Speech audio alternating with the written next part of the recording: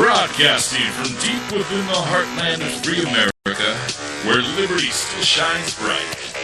You're listening to On the Move with Mac Worley III.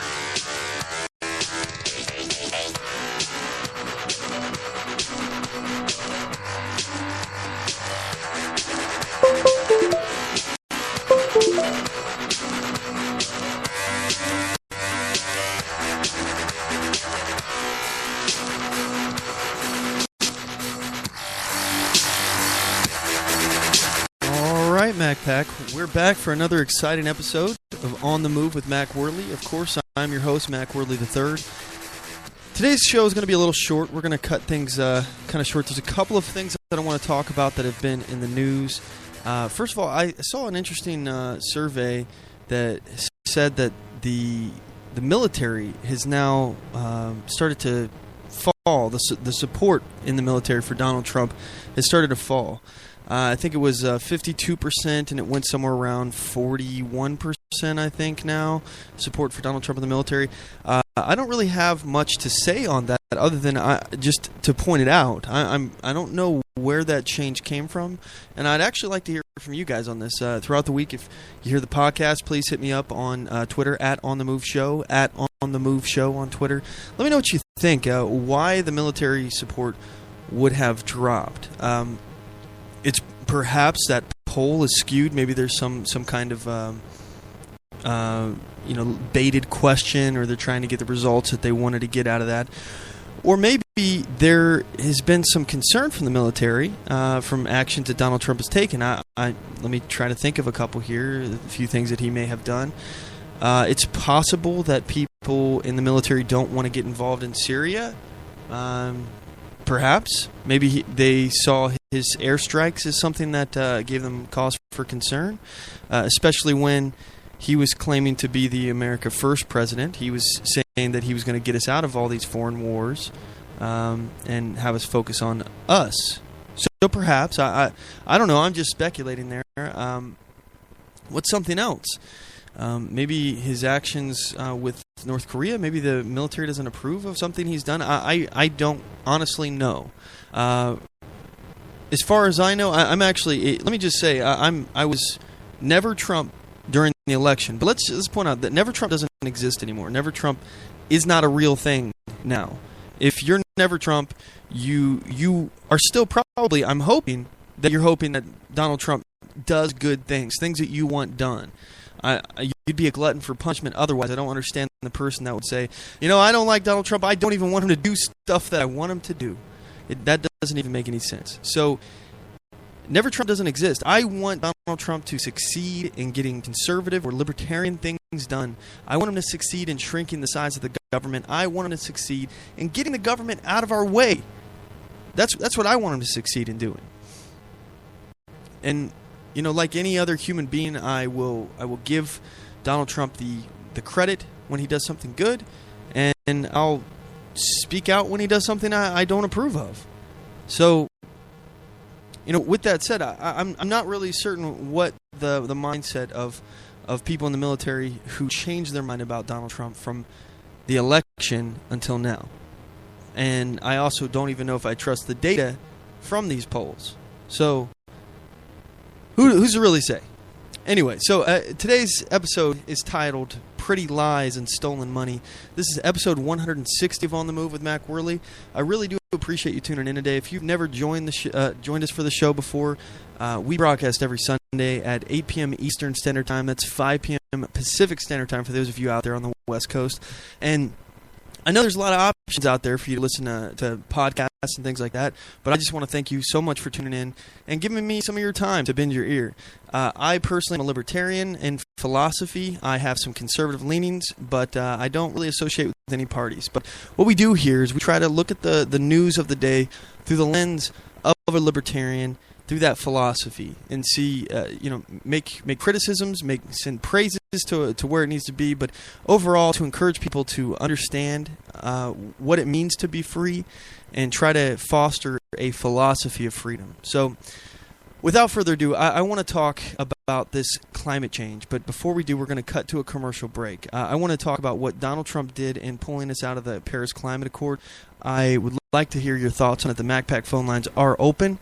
Telephone number to the show is 360-450-5625. Again, that's 360-450-5625. All right, we'll be right back after this break. You don't want to go anywhere.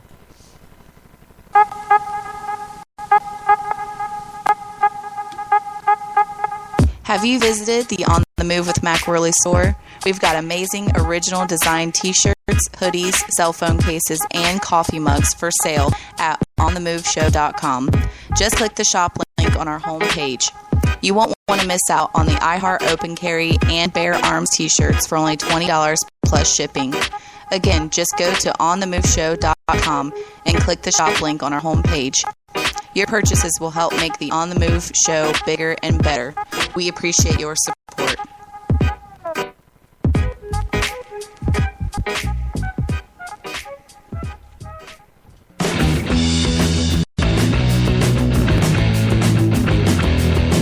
Are you an activist who needs affordable flyers or brochures for passing out literature? Or a political candidate who's looking for business cards, logo designs, yard signs, or vehicle decals?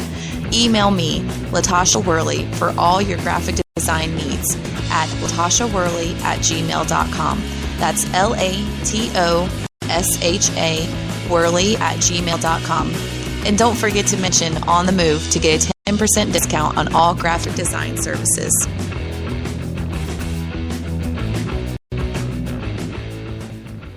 Oath Keepers is a nonpartisan association of current active duty military, reserve, guard, veterans, peace officers, and firefighters who will fulfill the oath we swore, with the support of like-minded citizens who take an oath to stand with us, to support and defend the Constitution against all enemies, foreign and domestic. So help us God. Join us at oathkeepers.org. Broadcasting from deep within the heartland of free America, where liberty still shines bright. You're listening to On the Move with Mac Worley III. All right, we're back. I appreciate you sticking with us to the break. So we last left, we started to talk about the Paris Climate Accord, Paris Climate Agreement, whatever it's called. First of all, Donald Trump, he was going back and forth about whether or not he was going to support this, or at least he said he was going to make a decision on it. Excuse me, I don't want to make it seem like he was flip-flopping or something on the issue, but he did make it seem like he was thinking about it. You know, as this is going on, I'm thinking, well, what's there to think about? He ran his entire election saying that his words were climate change is a hoax, I believe is what he said.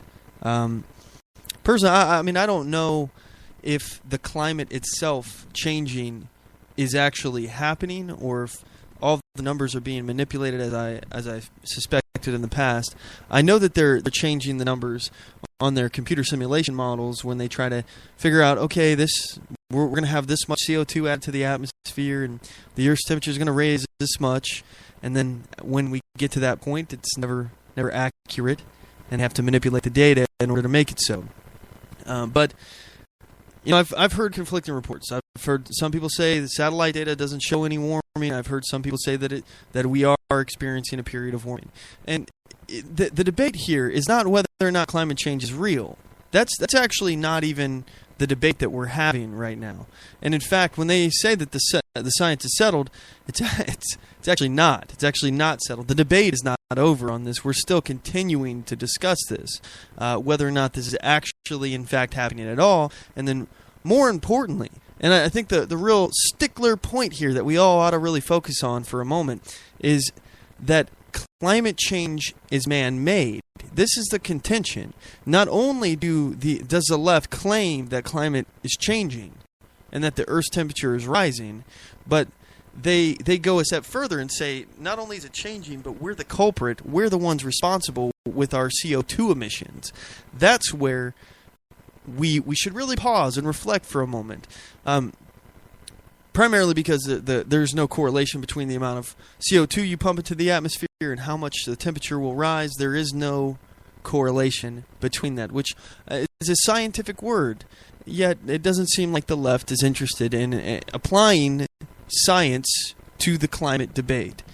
But I digress. So let's assume, just give them the benefit of the doubt. Okay, let's give the left the benefit of the doubt and say that man is changing the climate, changing the temperature on the planet by emitting CO2. Okay, all right. We'll just cede that point of this argument for now. I don't agree with it, but just humor me here, okay? Even if it were the case, even if CO2 is changing the environment, all right? Which is a big stretch. It's a big leap to go through, especially considering the very, very flaky evidence that they have to correlate this. There's no correlation. How can it be true? But I digress. So let's give them that point. With that said, the Paris Climate Accord, all right, it's an agreement, by the way, FYI, non-binding agreement. It's not binding. There's no teeth to it. So these other despots around the world and these benevolent dictators all around the planet that signed on to this, and this is a big deal. I watch CNN, I'm hearing them say, oh, well, only 2 countries on the entire planet haven't joined the Paris Climate Accord, and they were blowing up. They're losing their minds that Donald Trump is leaving the Paris Climate Agreement. He's pulling us out of there. First of all, consensus on something doesn't mean it's accurate. Most people used to think that the world was flat before. That doesn't necessarily mean that it's true, just because a lot of people believed it. But this non-binding agreement, we can't guarantee that these despots around the world, and even these, like I said, even European nations, really, which are essentially benevolent dictatorships, even these countries can essentially do whatever they want. And in fact, the deal itself, the climate deal that they struck in Paris, it was completely unfair towards Americans, in that it essentially redistributed wealth around the planet from us. It was essentially meant to take America down a peg or two. Now, for example, let me just, if you think I'm just saying this, I'm not just grandstanding here. Let's talk about India, for example. In order for India to even sign on to the climate agreement, we have to pay them billions and billions of dollars in foreign aid. That's just India. Now, you talk about China. China wasn't even going to get on board with the climate agreement until the Barack Obama administration gave them nuclear sub-technology, nuclear submarine technology. So we're giving nuclear sub-technology to our adversaries in order to get them onto this agreement that, by the way, allows them to continue to expand their CO2 emissions. If it's so important that we stop the CO2, first of all, no enforcement mechanisms, voluntary. They don't have to do any of these things, okay? And most of these countries are not countries of law. They're not countries run by the law. They're countries of men or people or power or corruption. So, to think that, for example, China is going to stick with the Paris Climate Agreement, anything that they agree with, and right now they're able to expand under the current agreement. They can continue to grow how much they produce of CO2. So if the goal is to eliminate CO2, China's not going to do that. China's going to keep it up. You think Russia's going to stop producing CO2? No. Who do you think is actually going to listen to any kind of requirements put upon them by a foreign body and actually enforce it? They're not going to do it. Yeah, they'll do it because they want money. All of these countries around the world want American dollars. They want us to fund them. They want us to float. They want something for nothing. And they want America to float the bill. So, first, let's actually cut to something I just recently noticed here. This is on theblaze.com. This is an a clip here from Chris Wallace confronting Al Gore over his faulty climate change claims that never came true. Here's a clip, if I can get it to load. Any second now. There we go. Here we go. This is his first appearance on Fox News since the 2000 campaign. Mr. Vice President, good to have you back. Great to be back, Chris. Thank you for inviting me. Before we get to climate change, I want to ask you about this terrible attack in London. How do we stop these attacks on the West? And is President Trump's travel ban part of the answer? Well, most of the attacks... We're skipping ahead here to the relevant part. Businesses and civil society leaders are on board. If we had the president on board and good policy, we could move even faster. I fact-checked Mr. Pruitt. I'm going to fact-check you. Okay. After your movie An Inconvenient Truth came out in 2006, you made the following comments as part of your publicity for the movie. You said, unless we took, quote, drastic measures, the world would reach a point of no return within 10 years, and you called it a true planetary emergency. We're 11 years later. Yeah. Weren't you wrong? Well, we have seen a decline in emissions for the first, on a global basis. For the first time, they've stabilized and started to decline. So Okay, all right, hold on a second. We're seeing a decline. So is everything fine now? Is that what he's saying? We've stopped it. We won the climate war. Then I guess we don't need to worry anymore, right? But no, he's making an excuse. And even the Paris Climate Accord, last I heard, it would only prevent the Earth from warming 0.02. I think it was 0.2 of a degree. 0.2 of a degree by 2100. The year 2100. He continues.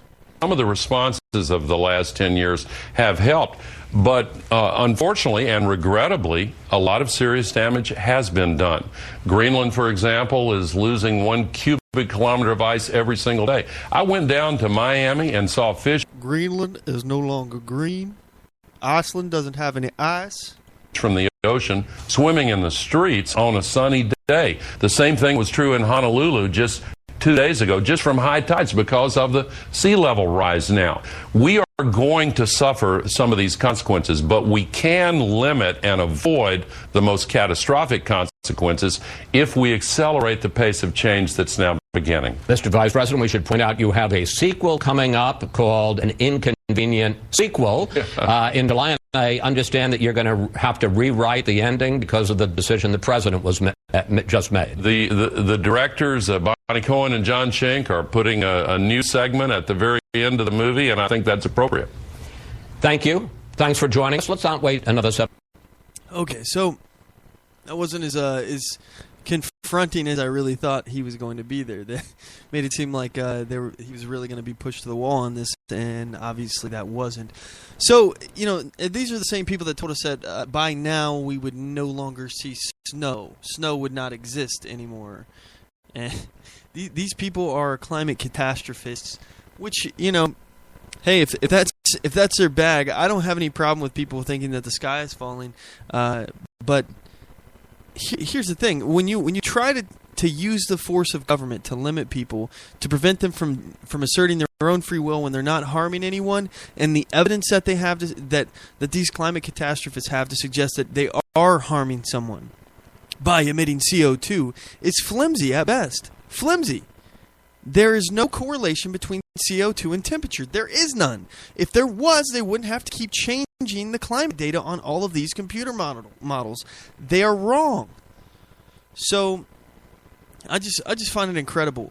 So when it comes to this climate agreement, another huge point. Let me just point out that we were talking about no enforcement mechanisms from these foreign nations. So China is going to continue to produce. That's even a part of their agreement. They're allowed to expand. All these other nations are allowed to expand their CO2 production. The United States is not allowed to do that, though. Everyone else is. And we got to give foreign aid and billions of money out to foreign nations. It is a redistribution of wealth Ponzi scheme that is intended to give money from the wealthy nations to the poor nations. Why wouldn't every poor nation agree with that? It's the same thing as why wouldn't scientists find a reason to investigate climate change when they get funding, when they prove it, and they don't when they say that it's not real. All right, if you're getting funding for something, you have an incentive to do it. So it's the same concept. These other despots around the world are going to be taking American money hand over fist and saying, yeah, climate change, yeah. And there are, like I said, there's no mechanisms to enforce it. So here we're a rule of law nation. We pass laws, we got to follow them. That's how it works. Other nations, they can do whatever. You think Vladimir Putin's worried about climate change? You think Vladimir Putin, if Vladimir Putin wants to break a law, do you think he's going to have much trouble? Oh, this is Vladimir Putin. I don't worry about laws. He sound like Count Dracula. Oh, one stinky.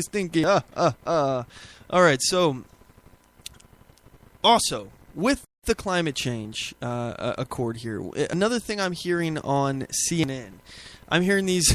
In fact, Van Jones is on CNN, and I'm listening to Van Jones, and they're talking about this Paris climate change thing. This is right when he had just Donald Trump had just pulled us out of it, and Van Jones was asked three times, what is to prevent the free market, essentially. I'm paraphrasing this question. What's to prevent the free market from engaging in more green energy without this climate change? What's to stop American entrepreneurs from trying to capitalize on what they were claiming in the segment was to be where the jobs are going to be? Van Jones was arguing that we're so stupid to leave this climate agreement because there's money on the table and we're just walking away. We want to be the place. This is his argument. We want to be the place where people go to get green technology. We want to be the place where people go to get windmill and solar panels and that kind of stuff like that. And leaving the Paris climate change is going to end up costing us money and making us, they called it, abandoning our role as a leader in the world. It's so funny. Okay, so he was asked, Van Jones, he was asked, so what stops the free market from just producing these kind of technologies without the government signing this piece of paper? And he not only could he not answer the question, but he dodged it hard 3 times. And the guy pressed him 2 additional times after he was asked the first time, came back after he went on this long rant for like 5 minutes, came back and asked him again, say, I didn't hear an answer in there for this. What would stop people from doing this? Truth is, folks, he doesn't have an answer. And let me tell you, there's nothing that will stop the free market from exploring things where people want to make money in, okay? Because that's what it's about. It's about free will. It's about self-interest. And it's about making money to a lot of people. It's about going where the money is. One of the reasons why, first of all, green energy is not blowing up the way these climate change quote-unquote experts think it ought to be is because the money isn't there yet. It's just not ready. It's not I want solar technology. I want it so bad. I want to be able to run my whole house on one solar panel because it's so efficient and just amazing, and it didn't cost me much to make, and I've recouped my investment within like the first week. That would be great. That would be great. Who wouldn't want that? Who wouldn't want to be off the grid? Who wouldn't want to be able to power their household with just a couple of minutes juicing up off the sun? If we could come up with solar panels that are that efficient or that are able to capture and store if our battery technology was better, yes, we'll get there, folks. We're close. We're so close. We're closer now than we've ever been. But it's just not ready. It's not completely ready. There's 10 or 15 years. Things are going to change so much. It's going to be hard to keep up. But let's point out here that the tech isn't ready. And if it was, people would be flying to it in droves. People would want to buy it, which means there'd be money in it, which means if there were only a few producers, like even if there was no producers in the United States, which is not the case, but even if there were no producers of green tech, that would mean that there would be only foreign, let's call it China. Let's say only China and other foreign nations are making these. They're going to see that people are going to see that there's money to be made in it if consumers start flocking to these kind of green techs. And if that happens, it's going to cost a lot of money because there's going to be only a couple of sources to get this stuff from. And eventually what will end up happening is business owners or entrepreneurs will say, wow, you know what? I can make a lot of money if I started selling this. And so they'll go into that business. And this is competition. This is what happens in a free market is it breeds competition. Things that people want when there's a huge demand for it. If there's not enough a supply of it, the cost will go up. And that increase in costs makes people, entrepreneurs, want to get into that business because there's a lot of money in it. And now once more competition enters the market, there's less of a demand for it because there's more of a supply, and the cost goes down. And this is how the free market works. This is why it works. Because when people realize that something is good, they either do it or they go get it. They buy it. They either make it or they buy it. That's the way it works. And it's fascinating to me that the left thinks that without a piece of paper, without some agreement, that we would not be able to produce solar panels or green energy. The truth be told is that it's just not ready yet. And the moment it will be is the moment you're going to see the United States taking over and dominating that market.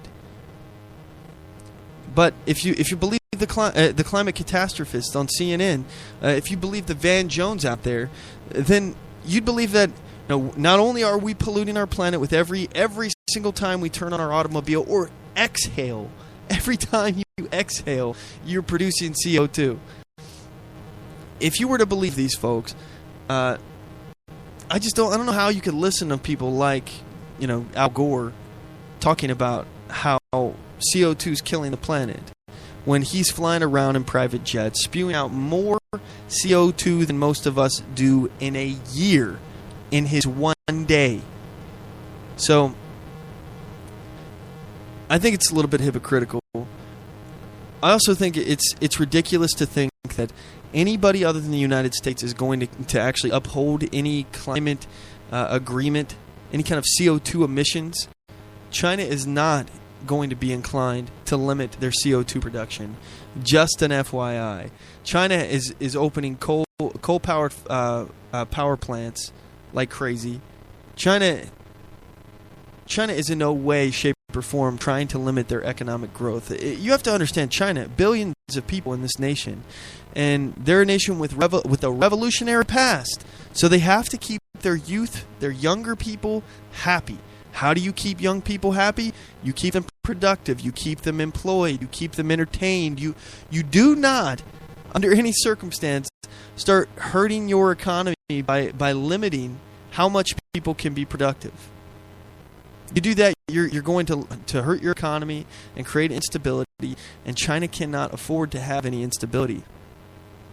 I'm telling you right now, China cannot afford that. They will not allow it. China's going to continue to produce. I guarantee it.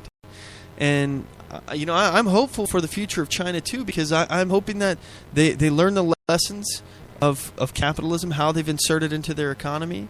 They've started their own their own brand of capitalism. It's not quite completely free or anything, but hell, neither are we. We still have limitations, but it's better than what it was, and as a result, they're doing a lot better than they were. So let's go ahead and cut to a commercial break. When we come back, I'm gonna go ahead and go for another, probably 30 minutes or something here, and I kind of want to do like a news roundup here and look up some of the things that are going on in the news right now. I know there's a couple of terrorist attacks, and there's a few other things that I'd like to get to today. But anyway, I'll figure it out when we come back from the break. Anyway, you guys don't want to go anywhere. We'll be right back.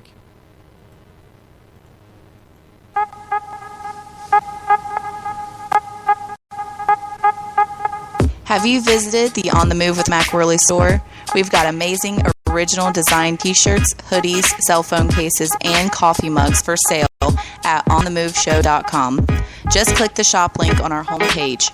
You won't want to miss out on the iHeart Open Carry and Bare Arms t-shirts for only $20 plus shipping. Again, just go to OnTheMoveShow.com and click the shop link on our homepage. Your purchases will help make the On The Move show bigger and better. We appreciate your support.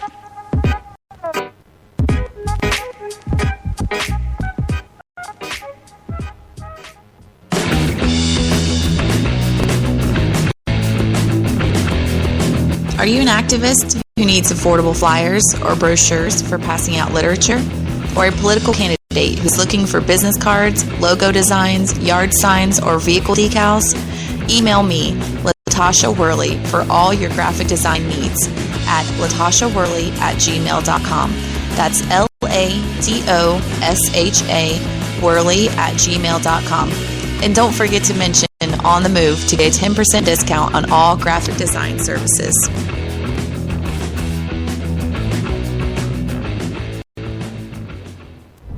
I do solemnly swear that I will support and defend the Constitution of the United States of America against all enemies, foreign and domestic, and that I will bear true faith and allegiance to the same, and that I take this obligation freely without any mental reservation or purpose of evasion, pledging my life, my fortune, and my sacred honor. So help me God. Join us at oathkeepers.org.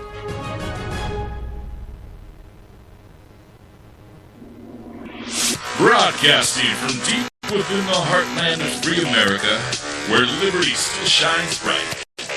You're listening to On the Move with Mac Worley III. All right. So they lie to us. They lie to us that this piece of paper signed in Paris is supposed to save us. It's supposed to save the environment. And even if we give them, like I said, at face value that the climate is indeed changing, and it is indeed changing because of human activity, even if we give them that, that's a huge part of this debate that is still not settled. No matter what they say, they tell you these pretty lies. Well, the Earth's temperature is rising by this much, but what's the correlation again between how much CO2 you pump in the atmosphere and temperature? Oh, there is not one. Oh, you had to manipulate the data. Oh, okay. All right. These pretty lies that they spin. They spin their web of lies, and ultimately it's about your money. This is what this whole thing is about. They find something, they hammer it down, they claim someone is causing someone else to be a victim. Usually it's some elite wealthy people, and because they're harming them, it entitles everyone to take from this group. And in this case, this group is every single human being on the planet. We're all harming the planet now. And as a result, they're entitled to your money, and they can redistribute it wherever they feel there's a need. It's pretty lies and stolen money. So another thing that keeps popping up on CNN and some of these other outlets is Elon Musk. They say, well, Elon Musk has left Trump's council. He's left he had some kind of position on a council board, and as a result of leaving the Paris Climate Agreement, Elon Musk decided he wanted to leave his post here, his position in the administration as some kind of advisor. Symbolic act, essentially, and I'm sure the government will be fine without Elon Musk. If you don't know who Elon Musk is, by the way, he's the CEO of Tesla, and Tesla's been making a lot of waves. Tesla's been doing a lot of things when it comes to the green movement. So let me ask, why would Tesla or Elon Musk be against leaving the Paris Climate Agreement? Why would that be something that they would be against? I mean, maybe they believe in this whole thing. Maybe they're drinking the whole Kool-Aid, and that would make sense. But let me ask you, would they stand to gain? Would there be money in this for them to say, oh, we support the Paris Climate Agreement. We want to limit carbon production. Would you think that a company that produces electronic cars, solar panels, and loads of other green technology like batteries and things like that, would you think that a company like this would stand to profit monetarily by a program that is designed to limit carbon production? I would say yes. I would say yes that company does. So just keep in mind, that everyone has their own self-interest. And it seems like a lot of people are using climate change to their own benefit. I think India is using it for their own benefit. I think China is even using it to their own benefit. They know that they aren't limited. Even part of the agreement, they are still able to expand their CO2 production. And even if there are limits put on them, they're not going to follow them anyway. They know this. So this is a beneficial tactic and tool for them. And so many other nations around the world are trying to reach in our pocket. And look, I think that the free market can solve it all. Honestly, I think that if it comes down to it, and we actually do know, if we actually do know that CO2 is a problem, which we don't know that. That's a guess. And it's a guess with very flimsy evidence. In my opinion, I think the CO2 thing is a scam. I don't believe it. I think that climate, if it is changing, it might have something to do with that giant ball of fire in the air. I don't know. I mean, maybe that has something to do with it. Who knows? But I think more study ought to be done on it. And look, I'm not a climate or a science denier. I love science. I think science is something that we all should really be paying attention to as science changes. This is one of the things that I'm super passionate about as well. Is I like to see what the future of technology is going to bring us to. And I'm just looking at all the tech that we have now and the tech that's around the corner. I don't even have any doubt that we're going to be off of fossil fuels as we are now soon. Fossil fuels is great, but it was just a stepping stone to get us where we're going to be next. A new kind of power is coming, and I think it's going to be probably solar that's going to take the bag for this. It's an unlimited power source that burns down on us all day long. I think it's going to be the way, and I honestly, I think there's so much when it comes to solar panels that are going to change. I think even a combination of energies is the way it ought to be. We don't want to be stuck with just one. We want to use natural gas. We want to use clean coal. Why aren't we talking about nuclear energy? You'd think that the left would be really pushing that, but they're anti-nuke. That's a ton of energy just waiting to happen. And then solar. I mean, we can still produce our own oil and stuff too. We got a lot of oil here. But things are going to change. Things are going to change, and they're going to change fast. So I want to go through here and actually wrap up with a couple of articles here I read recently.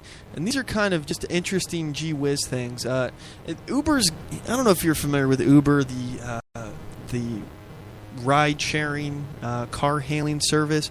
The critics of Uber have just been relentless with Uber. They seem to be having a hard time, and I don't know what it seems like. It seems like every day they're in the news again for something, being criticized for something. But Uber was criticized for surge pricing after the London terror attack.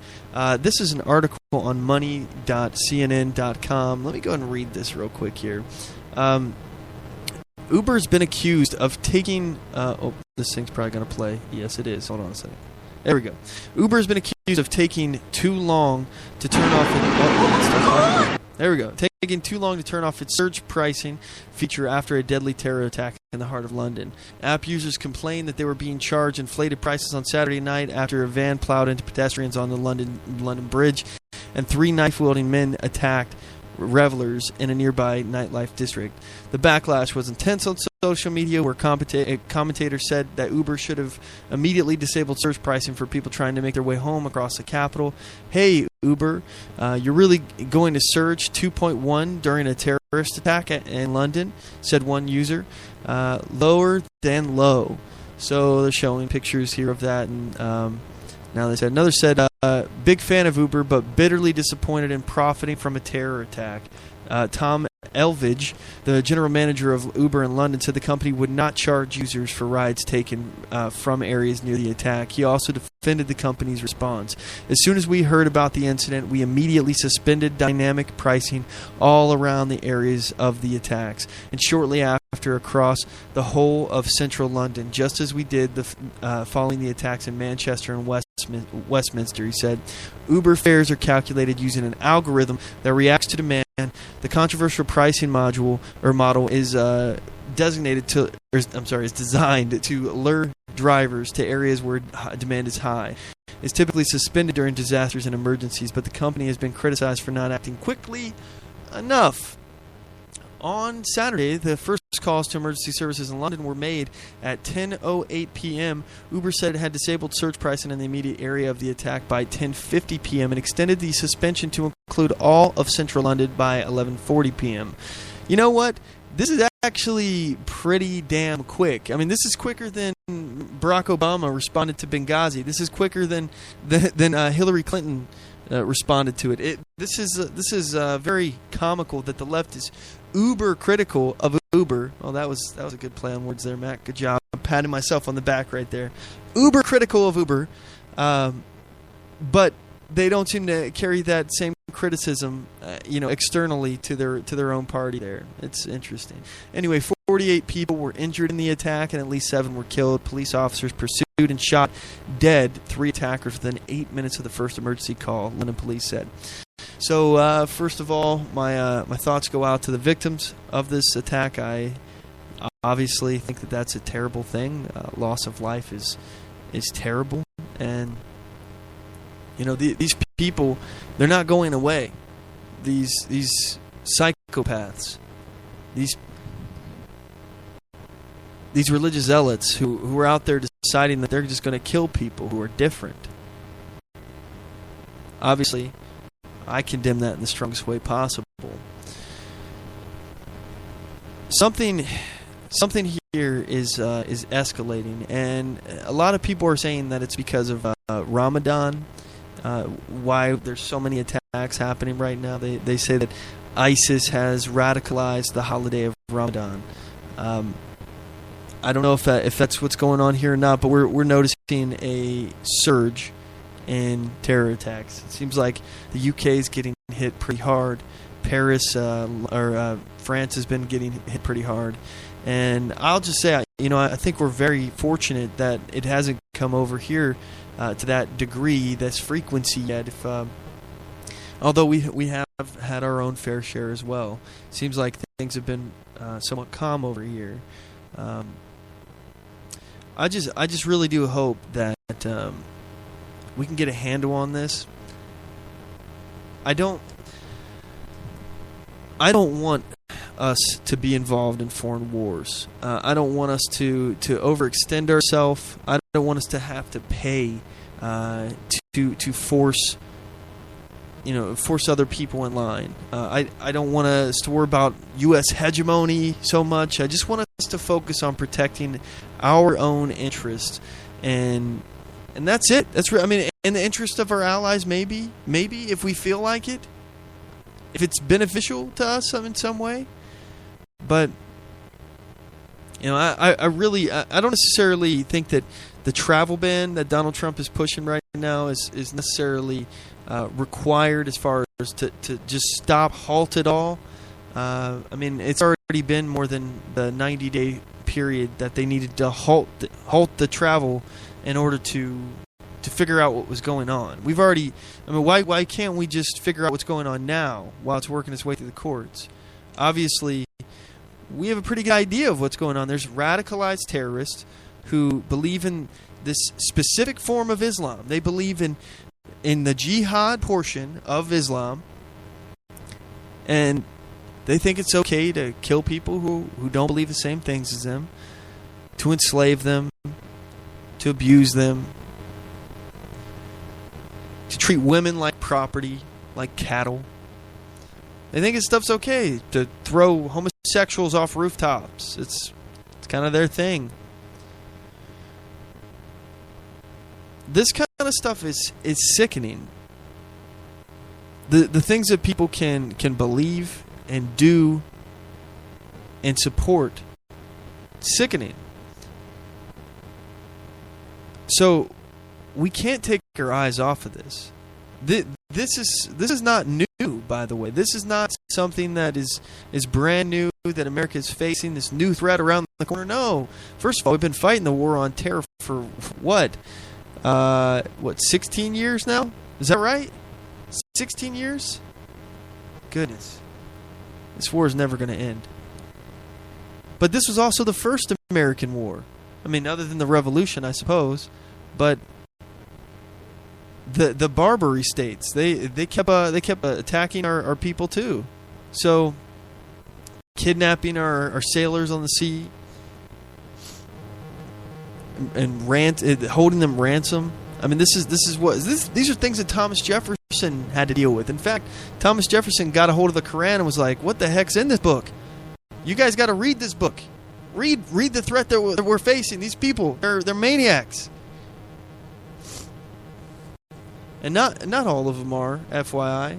Not just because you believe the Quran, that doesn't make you a bad guy. But if you understand the philosophy and you believe the literal interpretation of the Hadith and the Quran, if you believe that Muhammad was the prophet and that his words are essentially the revealed words of God, then we probably got some issues, because some of the stuff that he supports is inhumane.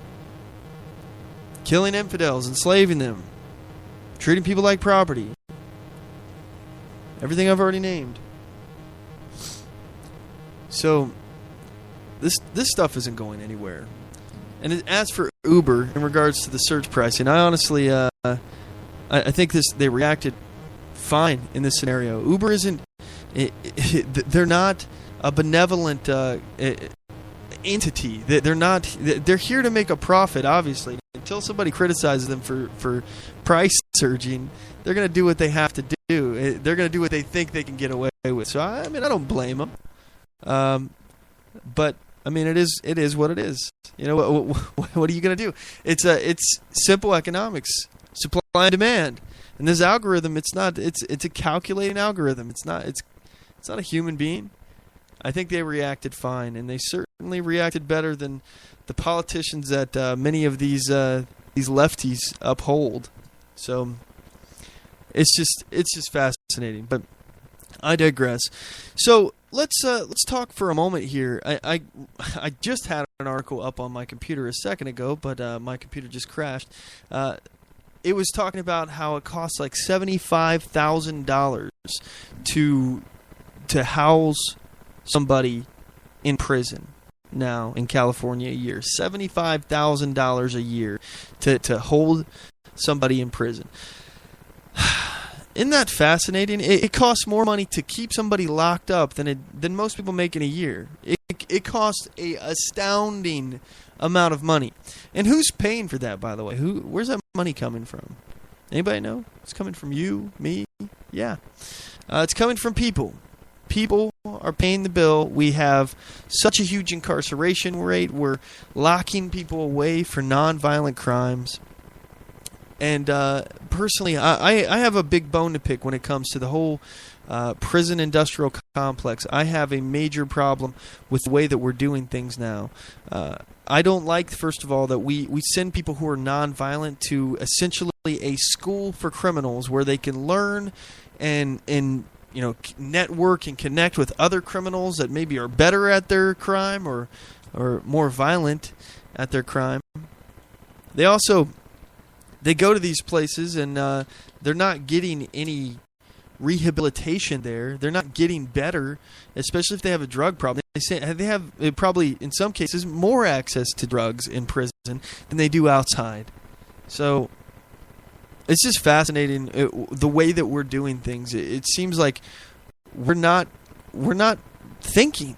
It doesn't seem like we think very hard about these kind of issues. Let me tell you, I've come up with an idea about how I think that things ought to run when it comes to the prison system. And granted, let me just point out, it's not going to work. I'll be the first to point out the flaws. It's not going to work for everybody. There's no way that some people are cut out for my plan. But the people that are, it'll keep them out of the prison system and keep us from having to fork out money hand over fist to house them. $75,000 a year in California to house an inmate. Unbelievable. So, what's my idea? Essentially, you get like a halfway house, but a halfway house essentially converted out of like a hotel or something, essentially. So, some kind of building that can house a lot of people in one place. People who are nonviolent, people who are there for drug offenses, for example, which, in my opinion, I don't think drugs should be illegal across the board anywhere. But I digress. The rest of the world apparently disagrees with me on that, so I won't get into that. But when it comes to locking people away for drug use, it just that to me it just doesn't make any sense. We say drugs are going to ruin your life, so we're going to apprehend you, lock you in jail for years, and you're going to carry a stigma of being a felon, and we're going to ruin your life. So don't do drugs because it'll ruin your life. See how that works? It's kind of weird. But anyway, let's just say non-violent offenders. Let me give you, I've used this example before in the past. I'm going to use it again, I'm sure. But let's just say I am a really shady criminal, all right? I am a thief, and I stole your car, okay? So imagine that. I steal your car, and by the time the police catch me, I've already got rid of that car. And let's say I sold it, it's chopped up, and I made my money off of it. I spent that money. Now I'm broke. I don't have any money because I spent it all. So you don't have any way of getting your money back. You can waste your money and time suing me, but you're not going to get any money from me because I'm broke. I don't have any money. I'm a seedy criminal who has empty pockets now. All right. So you're out of a car. All right. You don't have that car. Let's say the car costs like $5,000, and now I go to jail. Are you being made whole again here? How's that working? How's that work out for you? Because in my opinion, I think that me going to jail in that scenario actually hurts you in multiple ways. Like I said before, maybe now I had a nonviolent crime before, but now maybe I'll connect with people who, maybe I'll end up in some kind of gang in prison. And maybe when I get out, I'll be involved in violent crime after I leave. Maybe I'll develop a drug habit in there and be even worse when I get out. And also, you are being hurt twice. Because not only did I hurt you with the car, I took away your money. All right? I took away your property. It cost you thousands of dollars to get a new car. But now, you've got to pay your taxes to house me in prison. And it's staggering to me how much it costs to house an inmate. Just simply staggering. Here's the article here. $75,560 to house a prisoner in California. It costs now more to house a prisoner in California than it does for tuition at Harvard. Unbelievable. The cost, let's see here, the cost of imprisoning each of California's 130,000 inmates is expected to reach a record $75,560 next year. This is fascinating.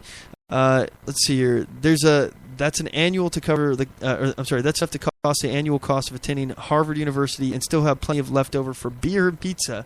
Governor Jerry Brown's spending plan for the fiscal year that starts July 1st includes a record $11.4 billion for the corrections department, while also predicting that there will be 11,500 fewer inmates in 4 years because voters in November approved earlier releases for many inmates.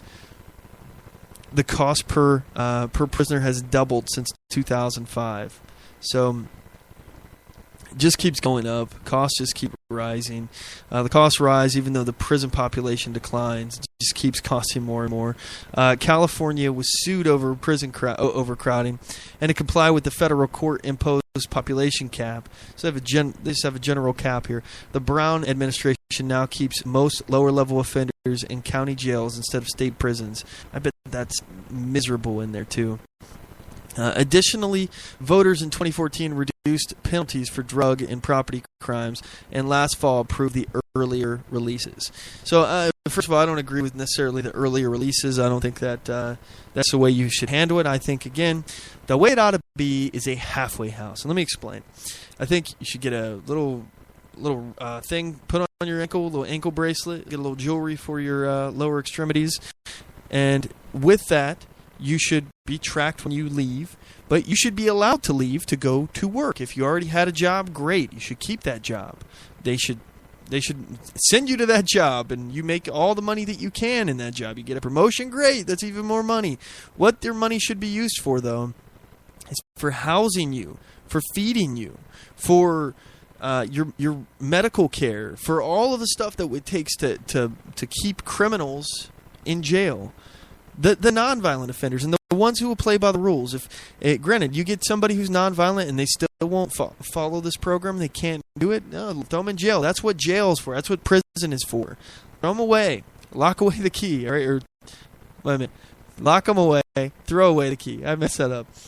Anyway, so let those people rot. As far as I'm concerned, if you're a violent criminal and you're in jail, I mean, that's you deserve to be there if you've hurt other people or if you've taken their stuff.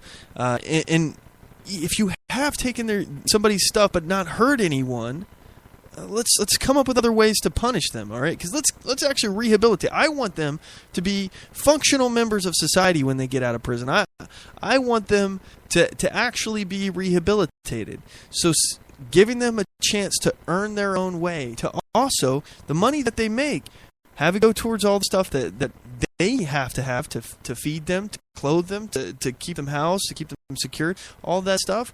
But whatever's left, it should go towards restitution. It should go towards paying that victim back. Paying back. If I stole your car, I should have to pay you back the cost of the car. So the courts should make me work to pay back your car. And if they can send people to jail for a weekend, I've heard situations where courts will like unpaid child support. They'll make you stay in jail for the weekend, and then you gotta go. And you can go back to work during the weekdays, but then you go back to jail in the weekend. I've heard of these situations. So this is something that could be done. It could be done easily, and I think it would be better. It'd be a better situation. Personally, I don't even want to see drug offenders in there. I don't want to see drugs illegal at all. I think the free market will sort all that out, and people are going to do drugs if they want to do drugs. There's nothing you can do about it. So, but if they commit a crime in order to feed their drug habit, send them to jail. If they didn't hurt anybody, if they're nonviolent, put them in a halfway house, and have them pay back whatever victim that they had. If they stole in order to feed a drug habit, those stealings are already illegal. So. There you go. Lock them away. Have them pay back their victim. All right. I happen to believe that these people who violate others' rights should be paying back their debt to society, and that debt should not be paid by us. We're not the ones who stole. We're not the ones who got in trouble. They are. They should be paying their own way. And I'll tell you right now, I'm the first one to volunteer to pay for the hardened criminals who cannot be out on our streets, who haven't paid their debt to society, who have no intention of paying that debt, who can't change or won't change. Those people, there will always be people that have to be isolated from society. And that's what prison's for, is to keep those people out of society and to keep our streets safe. But anyway, that's our show for today, folks. I really do appreciate you tuning in to the show. MacPack, you're the tip of the spear. Thanks so much for tuning in week after week. And I'll give you more updates on the new changes that are coming to the show. I'm trying to figure out in the schedule where I can work in putting multiple shows per week. I want to do 3 1-hour shows in a week if I can. I'm trying to work it out, and I'm also turning this to a video podcast as well as the audio podcast. So stay tuned for updates about that. Don't forget to check out our website, OnTheMoveShow.com. We got a shop link on there. Please click the shop link and feel free to look at our products for sale on there. We got lots of original design t-shirts, hoodies, coffee mugs, phone cases, all that good stuff. And I would certainly appreciate it if you purchase it. It would help our show get bigger and better, and thank you for that. Don't forget to follow us on Twitter at OnTheMoveShow. Like us on Facebook.com/OnTheMoveShow. Follow us on Spreaker.com/OnTheMoveShow. And subscribe to us on YouTube.com/OnTheMoveShow. And I certainly do appreciate you all tuning in week after week, MacPack. Thank you, thank you, thank you. And as always, know your rights, assert your rights, and get on the move.